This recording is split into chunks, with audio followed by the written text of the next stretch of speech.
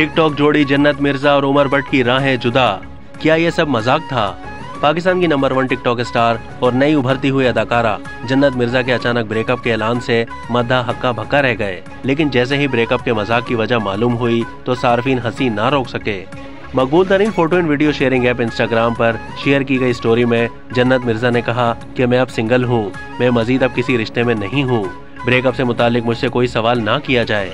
मारूफ TikTok star के breakup की खबर सोशल मीडिया पर जंगल की आग की तरह फैल गई। लेकिन कुछ ही देर के बाद उनके ब्रेकअप का भांडा फूट गया और उनकी पोस्ट मजाक में तब्दील हो गई।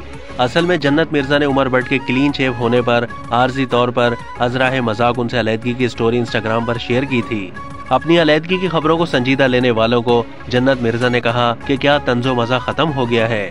माजी में इस खबर के सोशल मीडिया पर वायरल होने के बाद जन्नत मिर्जा ने एक निजी खबर रसां इदारे को इंटरव्यू देते हुए कहा था कि अल्हम्दुलिल्लाह उमर भट्ट और मेरी बात पक्की हो गई है, लेकिन अभी मंगनी की कोई बाकायदा रस्म नहीं हुई। जन्नत मिर्जा ने कहा था कि जब अल्लाह ताला ने चाहा तो मेरी और उमर भट्ट की मंगनी भी हो जाएगी और मैं ये खुशखबरी सबके साथ शेयर भी करूंगी।